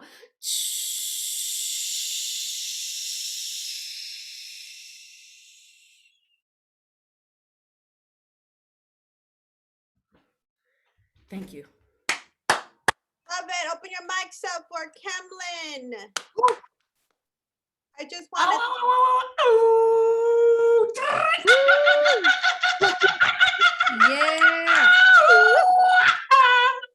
Yeah. Miss Kemlin, I just want to reiterate the fact that fuck this train of thought. We can take an Uber. Ain't nobody need to grab goddamn train. I remember what direction you're going to. I remember your ticket. Fuck the train of thought. We're here for you, babe. Thank you all. Love you all, and so honored to be among such fine poets as you all are. Thank you. Awesome. Go ahead and drop your event in the chat so we can catch you slipping on the mic. Okie dokie. Oh man, we have like the best lineup. Okay, coming up next, if he is ready, I had the amazing opportunity, again, thank you, Miss Stacy, to rock the mic with these poets. And the other of the trio, because we were there, you know, like not Diana Ross, because that was Miss Stacy, but like the other girls that nobody remembers. And I rocked the mic with this poet, and he is so badass. I was just like, hold on, wait a minute. Okay, anyways, without further ado, Mr. Mark Sin. You ready, homeboy? I'm ready. Thank you, Stacy. And thank you, Sandy. Whoops. The windows moved. Okay, so what she's referring to is I did some polished pieces at that show. I'm gonna do a couple ones that I haven't touched up in a while, only a little bit, so they might be a bit more janky. So here's the first one. It's called Trauma Spotting. He doesn't understand why I didn't walk away from the explosion unscathed, in slow motion, sporting unsmudged sunglasses. Why I didn't parkour onto the unhinged lid of my own coffin, prematurely commissioned in preparation for my supposedly imminent demise back in the first act by my cackling supervillain drug lord, arms dealer, cat aficionado arch nemesis. Why I didn't use that coffin to surf the tsunami the explosion catalyzed while smoking a cigar and flawlessly playing the solo from Through the Fire and the Flames on an electric guitar powered purely by the lightning swimming through the razor-sharp beat of this hot-blooded storm racing through my veins. Why I didn't ride that tidal wave all the way to the coast from the offshore drilling platform disaster epicenter, kick-flipping over a great white shark along the way. Why I didn't hit the manicured sand running in a Baywatch jog without the slightest shortage of breath, order a complicated cocktail from the beachside bar with a smooth surety of a secret agent who orders the same damn drink each night. He wonders why none of this is happening, why I am not making it happen. How I expect to sell any tickets without a car chase, shootout, fist fight atop skyscraper riddled with an infestation of chemical weapons tickling down until it poisons the city's water supply. He's never seen an action hero's hospital stay, in traction with a ruptured sphincter and eardrums after jumping in away so close from all the explosions, the nerve grafts they need to repair the lasting bullet graze damage that didn't slow them down back at the climactic battle only due to adrenaline's countdown grace. He doesn't realize the sitcom protagonist didn't hear the laugh track. How in its absence, every joke falls flat because the show was never all that funny to begin with, which just leaves them the routine of being surrounded by mean-spirited people making unfunny jokes at each other's expense and what that does to them in the long run, because for them, the episode never ends, never cuts to a commercial break, doesn't roll credits until the curtain call. And he doesn't understand the physics of explosions or the anatomy of the human body. All the damage a residential speed limit car crash can still inflict, how traumatic events have both epicenters and shockwaves, how abuse stores its own impromptu encore performances in the body. He only understands cinematics, larger than life heroes hitting all the familiar story beats with one-liners, special effects, and desaturated shaky cam snark. The only flashbacks he readily accepts as real are the ones that come from LSD and THC. And when he looks at he only looks at me whenever he wants to be entertained because I am just an actor. It doesn't matter that I have to do all my own stunts or how the booth bells toll, how little say I have in the script because of how much resistance exists as obstacles to revision. And he doesn't want to understand the constraints of this movie being filmed in just one long take. You see, he paid good money for a redemption story, for a happy ending to happen in the next 25 minutes. And if he doesn't get one out of it, if I don't blockbuster myself, the box office hit of the summer before he runs out of popcorn or drinks the last drop of his supersized soda, he will walk out of the theater, demand his money back, burn the whole building down, write fan fiction where my character can regenerate from any injury in the span of seconds, only mopes within the comfortable confines of a factory standard Byronic hero's pop-paced soliloquies leading to canned epiphanies over stock problems less complex than the ones I actually have. His unauthorized version of me suddenly speaking in a voice that funnily enough sounds suspiciously like how he would talk, and also fixes everything else he says is wrong with my character, so my life can go in a direction and on a track that satisfies him. He will deliver to me this final cut he carved from all my years and say, "You should have been this." Thank you. That's one. Open your mic, y'all. Open your mic. I love Mark because it's like the gift that keeps on giving. It's so much. It's like a chocolate cake with all these layers, And it's just so much. I love it, Mark. Yes, please Thank give you. me more. Thank you, stuff, Sandy. Mark. This one also kind of old, trying to revisit it. It's called Roommates. After transferring out of our university, my former roommate tells me, so my new roommate is a Black Asian. And he isn't talking about mixed race. He's referring to a taxonomy of Asian Americans, all us Asian Americans learned decades before we learned what the word taxonomy meant. Because by middle school at the latest, we began to understand if you were Asian in America, you were either white Asian, Black Asian, or Asian Asian, which meant you were a fob, fresh off the boat, which you couldn't be if you were lucky enough to be born here. But the problem with being Black Asian is you're never really Black, no matter how many hip hop songs you can rap along to flawlessly flowing in sync with the beats. And the problem with being white Asian is you're never really white, no matter how much money you might end up making. And the problem with being Asian and not knowing even one of the languages all the white people assume you know how to speak is that you don't get A's in math class, and you're not actually good at playing StarCraft.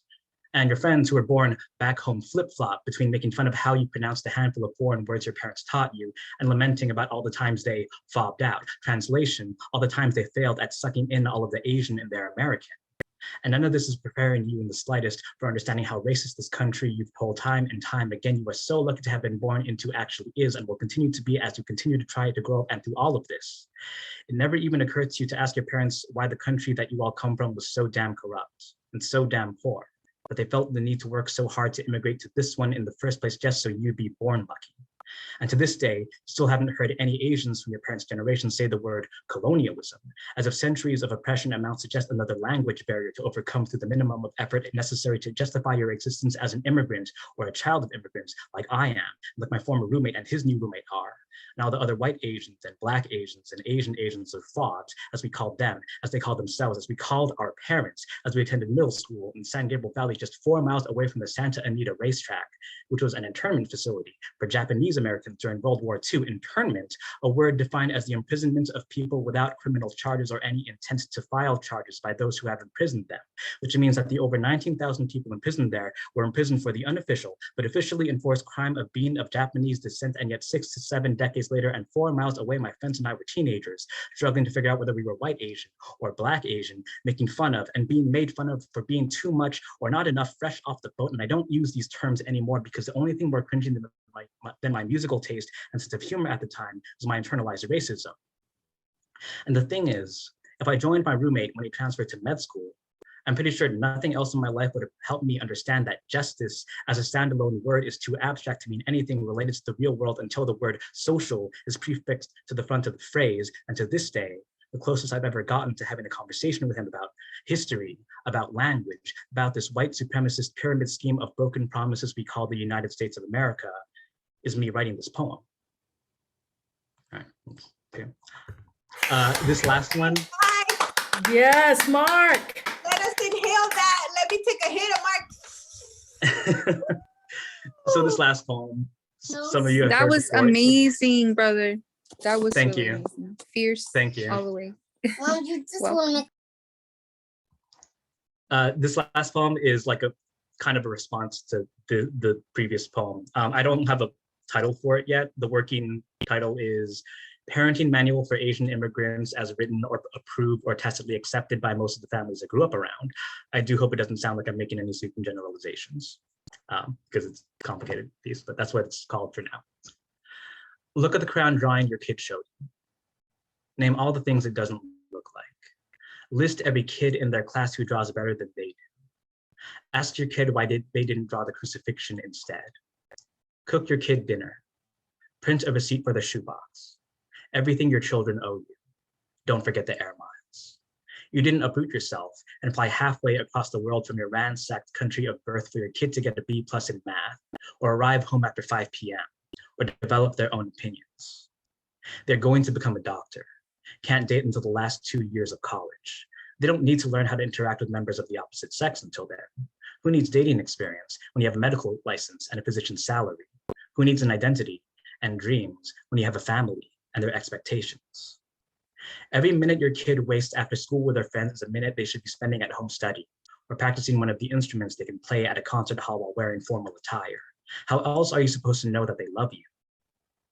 When your kid brings their white partner home for an extended family Christmas dinner, half of you are disgusted, as if someone placed a platter of hamburgers in a green bean casserole on the table, and the other half are congratulatory, as if your kid managed to win the socioculturally rigged genetic lottery by proxy. Remind your kids how lucky they are. Remind them how hard you've worked. Remind them how hard they have to work. Remind them to strive towards every opportunity that you deem legitimate. Remind them this is not a matter of debate. Who do they think they are? Remind them how much stricter your parents were, all the things they did to you. Ask your kids what problems they have to complain about. We own more than one car. Our floors are carpeted. No one will make fun of your accent. Tell them depression is a white kid's disease. When they mention anxiety, tell them of the typhoons, the mudslides, the dictators and the demons in the cities and the jungles. You'll send them back to where they never came from, and your home will give them something to be afraid of. Will remind your spoiled white rock brats exactly why you worked your hands down to the bone just to leave it before they were born. And then finally, they will feel as lucky as you have allowed them to be through all of your sacrifices, a fortune you could easily take away the second they talk back. When they hold a knife to their arm, laugh in their face. Remind them that you did not emigrate halfway across the world for them to be a failure. All right, thank you. Oh my God. Yes, Mark, I love that piece. There's probably like 2.5 billion lines, but I love, they will feel as lucky as your sacrifices allowed them to be. If that isn't some Mexican ass shit, and other cultures like the pressure, right? God forbid you're happy. God forbid your kid just eats bologna sandwiches and is the happiest kid in the world. Like, I love that piece. It resonates so much. Thank you. Yep, definitely resonated with me too, Mark. Definitely.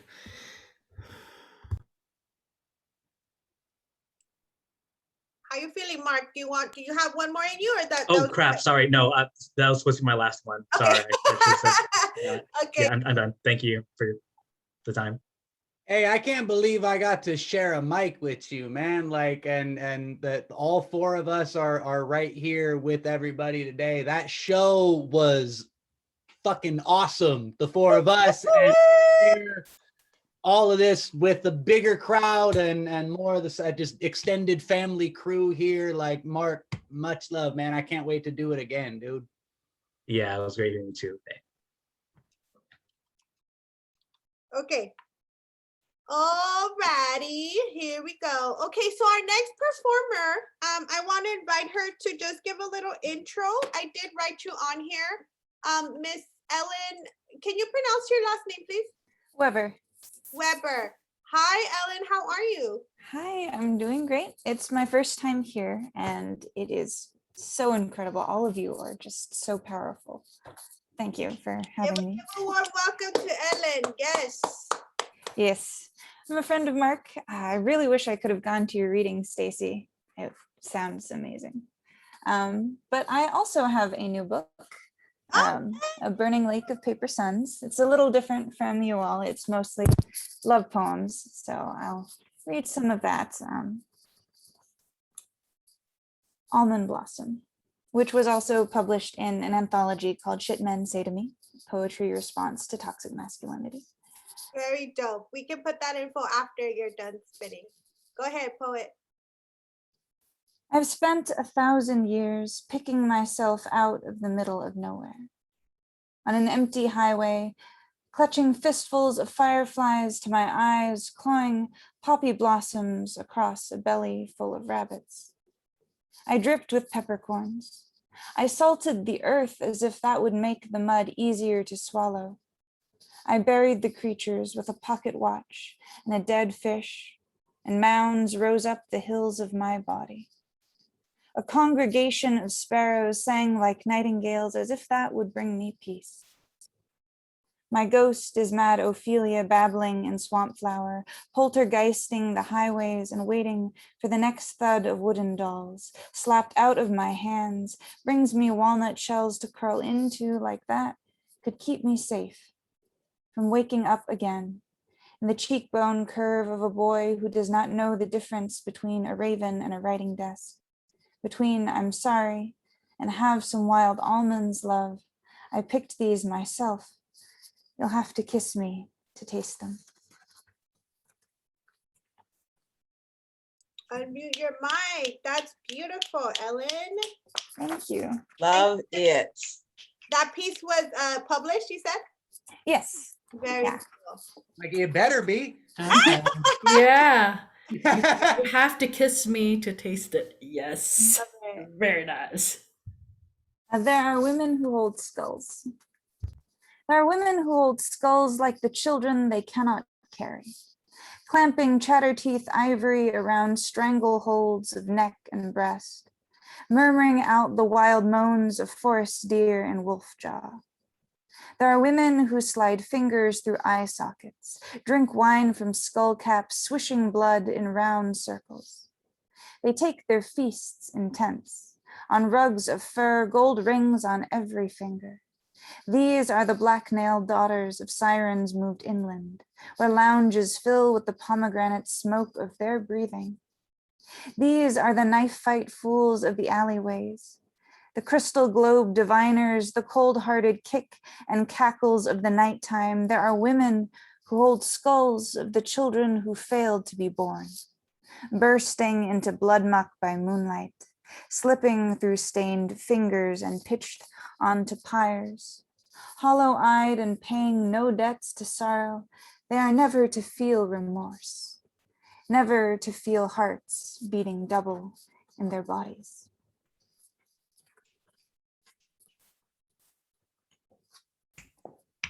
This is... Go ahead and unmute. Thank you for that, Ellen. It's such a beautiful melody. I'm going to need that also on my meditation. Thank you. Thank you. This is agnostic poem, my reflections on my Buddhism and my Buddhist upbringing, after Brendan Constantine. I have made it a habit not to ask directly in prayer, with incense stick, prostration, with pomelos and tangerines on the altar. If I whisper into the green light, in the steps of an escalator, what questions of mine can be heard by the Emperor of Heaven? My knowledge of burned wrists has made me wary of making demands on the universe, ere it have me reciprocate its gifts beyond my means of comprehension. If everything has a price, I am afraid to pay it, though I am a wild spender on the credit of my past life. Is there truly someone, some system, keeping score of my right understanding, right intention, right speech, right conduct, right livelihood, right effort, right mindfulness, right samadhi? And have I done the good work in this material land? Do I dare face my ungrateful self that is not a self? 1,000 hands with 1,000 eyes have paved the lotuses I tread upon. What cup can I drink tea from that does not already have the imprint of fate on its rim? And the last one is Coals in the Earth. It returns to me, unbidden, unexpected as a rusting wave. I am unarmored in the ruling passions of my regalia, a leather and carnelian split choker, an iron crown flecked with obsidian. My body is no longer skinless, no longer exposed muscles, parched ivory rippling with the lengthening of my teeth. No, I am more honest than I have ever been in the attributes of my humanity. If only for this miasma of light, the truth of my wounds, my aching. Yet you offer yourself, a nourishment to my gentle nibbling, a kiss on your earlobes, your neck, the fingertips that scritch beneath my chin, behind my ears, the rounds of my belly, knowing by my smiles, at last, safe harbor. Thank you. So beautiful. Oh my goodness. I could listen to that all day. Thank you so much, Ellen. Thank you so much. Right on, Ellen. And I want you guys to follow LA Poet Society if you're not. They are on Instagram. But Ellen, go ahead and put your handles on the chat. I don't know if you have Facebook or Instagram, but you are amazing, Poeta, and we want to hear you again. Okie dokie. Thank you so much. So we are rounding down the night to a beautiful friend of mine to honor Nate Day. I'm just going to have a Nate Day. Thank you for joining us all the way from El Paso. We have my friend, Miss Donna Snyder. Woo, woo, woo, woo, woo. Hey. You got time for me to read? Of course we do. Ooh, I like Donna Snyder. Yes, one of my favorites. It's great to be here. I'm sorry I missed part of it. What I've heard has blown my head off.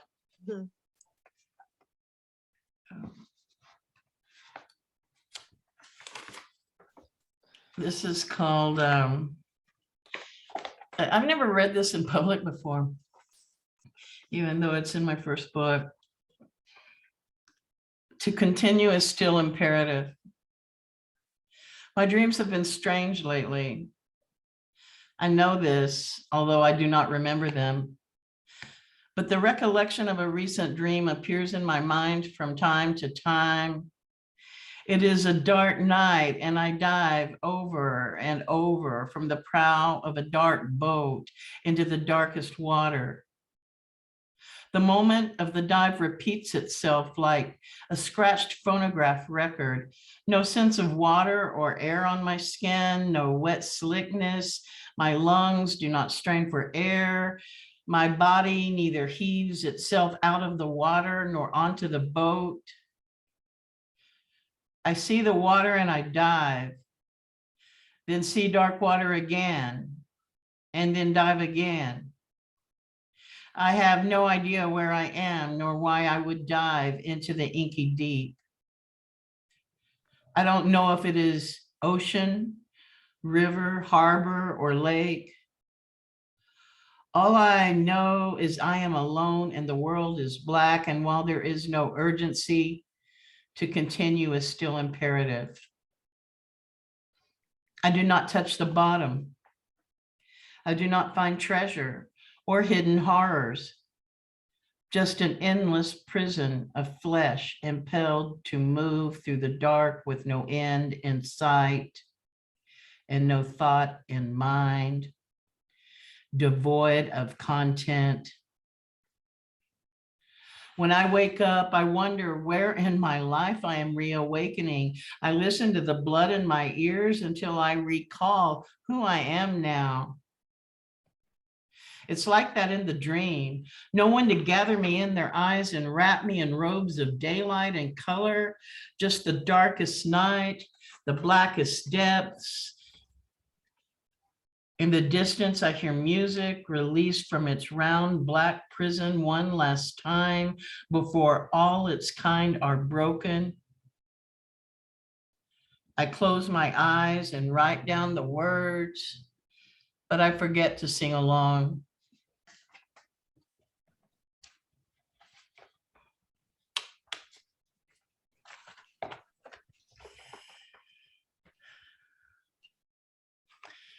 And I'm not sure I've ever read this one before either, maybe once.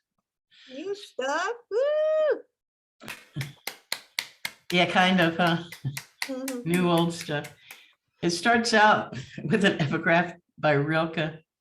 Be patient with everything unresolved in your heart and try to love the questions themselves, as if they were locked rooms or books written in a very unfamiliar language. I woke up just a nasty specter to someone else's anxiety nightmare. Animated computer graphics and acid dream gave me a headache, trapped in Linklater's ponderings on the meaning of life, captured to be rewound and reviewed as much as desired. From one brainy chat to another, I wander and wonder who is the star among these vigorous emanations from real lives, worrying about the positive implications of existentialism, quantum physics, postmodernism, beauty and truth and such. I feel transient now, for no one knows me, where I work or where I live. Perhaps I'm just a lot asleep in a waiting room that smells of farts, or maybe drowsing through my stop on a subway through existence. There was a train trip, but then there was some cloudy travel by boat. Like Iris Murdoch, I fell down a stairway and wound up with a life mate. She said she always wrote about the search for honesty and beauty. I breathe into my momentary existence to loose myself from those limits. Lost in someone else's lucid dream, I cannot find my way back to power. Someone remembers a monologue from a demented person. She shuffled from gray room to another room that's yellow, mumbling and shouting fervent prayers for one in pink, forgetting that no one listened to her when she sang or wept. The thing about her work, they say, was the use of visuals. She always claimed it was a political act just to give voice, but the only thing anyone ever remembered was the sex. The act of observing her turned her into something else. I rarely feel the courage to peer into dusty mirrors, dim glass. The dead wander in and out the mirror's frame of reference. I flounder lost among random reveries of unspecified dead. There is an electric heart sharp red against the bruised autumn sky. An electric cloud hoolas around the scarlet shape like a nimbus. The weather warns me that shadows approach always and soon. I wonder if someone will stand beside me, clutch the bone hand. Calaveras prance across the mantle where I live, but they are mute. I do not feel at home here now that my mind has no weight, mean nothing but contingent, the way Beauvoir used the word. I am squatting in a house that could be mine, but I don't know. Calaveras dance for those gone and for those still to come. I sit in growing dark and hope someone left signs to help me find the road. And then if there's time, one more. Go ahead, poet.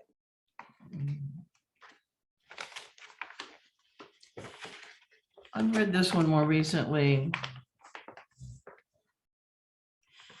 I can't write subtleties by nature. I articulate experience in blatant terms.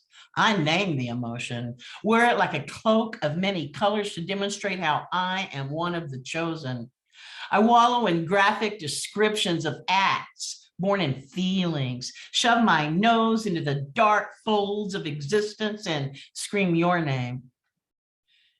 I cannot write in ambiguities. My job is to name a thing and make its existence compel response. I live loud. Bring your secrets to me and I will write them big across an empty wall. Plant them in a city garden. Erect a sign describing them to the idle passersby. You know what I mean by the way I say it. I throw my weight around and underscore my meaning with urgence. Passion doesn't vitiate my rationality. I can feel and think at the same time. I trumpet and drum your beauties. I call attention to defects and dance their name to the rhythm of the streets. I crawl beneath your skin and make it home. In ugliness, beauty may be found, but in prettiness, never. I forge a truth from shadows and make it mine.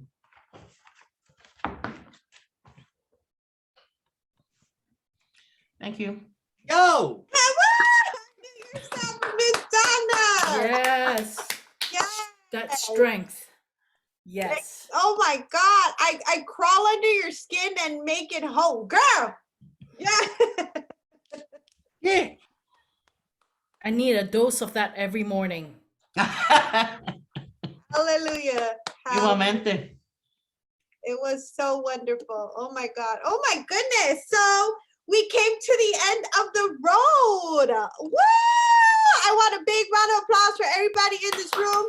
Sticking out your presence, your energy, your patience.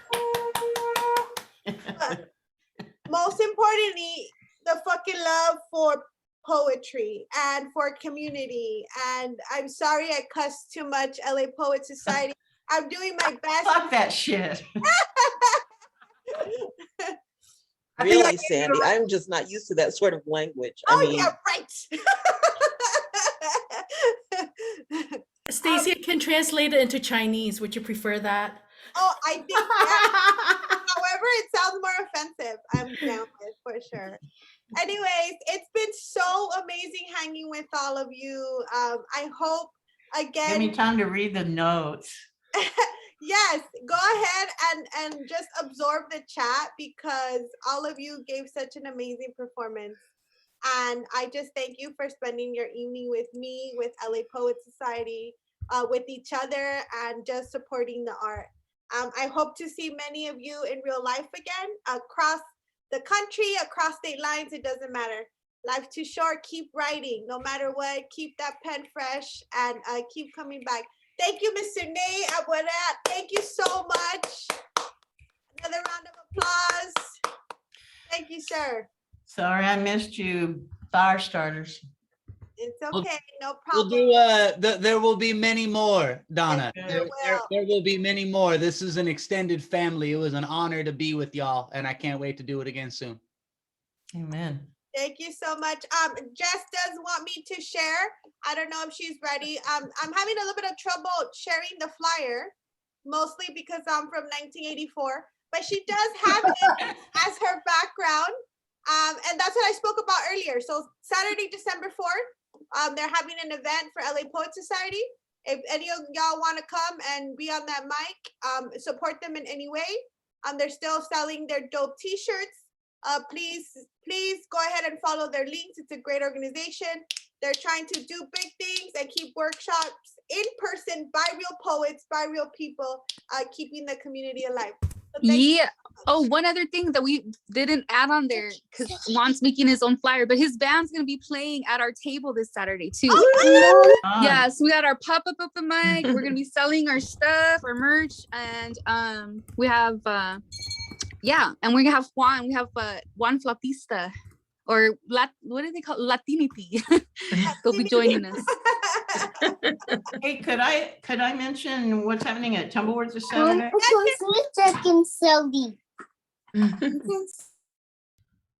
ahead, Miss Donna. Can I? Yes, of course. Okay. Tumblewords has been presenting free creative writing workshops on a weekly basis for 26 years.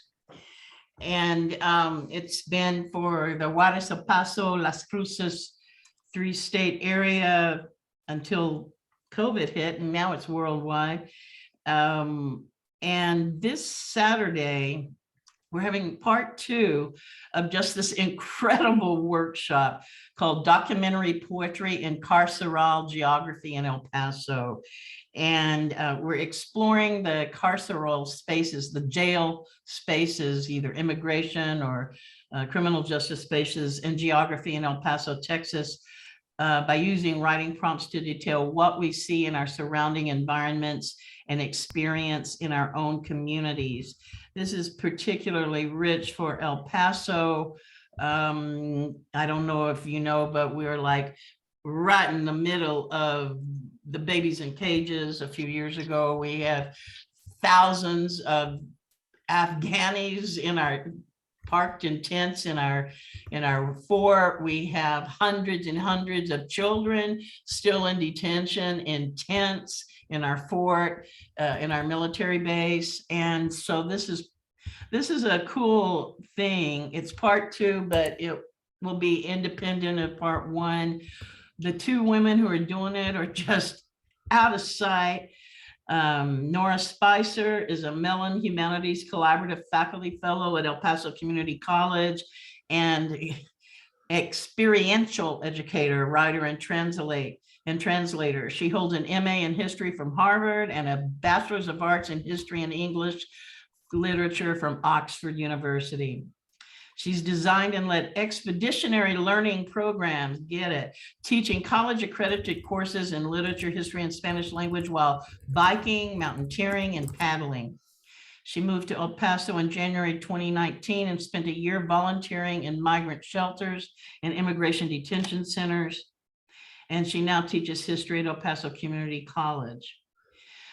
Notwithstanding her dynamite credentials academically, her literary translations from Spanish, essays, and documentary poetry have appeared recently in the most prestigious of literary venues. Then Tatiana Rodriguez, her lieutenant, is an undergraduate research assistant with the Humanities Collaborative at El Paso Community College. She's in her second year and is currently researching the histories of the transport of immigrants by steamboat. And get this, chica, the Bracero program in El Paso. Creative writing is a focus in her career plan. This work she's doing right now complements her interests since she has used it to help her improve her skills in research, critical thinking, and presenting spoken word. And so, I mean, 26 years, Tumblewords has had a lot of great presenters, and our presenters have always come from all over, Jamaica, Cuba, China, Hungary, and all for passing the hat. San Diego, Miss Stacy Dyson was in town recently. Kimberlyn Bappy is giving a workshop week after this Saturday. The end of December, I'm presenting my annual. I thought it was only about 10 years, but someone told me it's over 20 years. I've been presenting every year, writing for the dark time around the winter solstice. Come and write with us. What Tumblewords workshops are not like workshops they have in universities or colleges, from what I'm told. We write on the spot and read it out loud. We don't welcome people bringing in stuff they've already written and reading it aloud. And this particular workshop is just going to be killer. And I'd love to see all of you there. And if you're interested, I'm on Facebook at Donna Snyder, and Tumblewords Project is on Facebook, and you can reach me on Twitter at Fronteriza, and you can reach me by email at donnajoesnyder@gmail.com. That's donnajoesnyder@gmail.com. Check it out. It's a pleasure to meet with you guys. Thank you, Miss Donna. And Kemlin did us a huge favor. She put all of that information in the chat and supplied the link, so we're good to go. Yes, thank you so much. And I have attended a lot of Tumblewords, and they are dope. Okay, and you go and you do right on the spot. So if you ever have nothing going on in your pen, you better just suck it up and write depending on their prompt, which is always really, really useful, and powerful pieces come out of that workshop. So thank you, Ms. Donna. And again, LA Poet Society thanks you very much. You guys stay safe. If you see any strains of anything, just punch them in the face. We want to come back to the real world. And most importantly, keep each other safe and warm and with smiles, because that's all we got, right? So stay strong, and I will see you next month. Bye. Adios. Good night, everyone. Thank you. Night, everyone. Bye. Night, everyone. Thank you so much. Good night, everybody. Good night. Good night.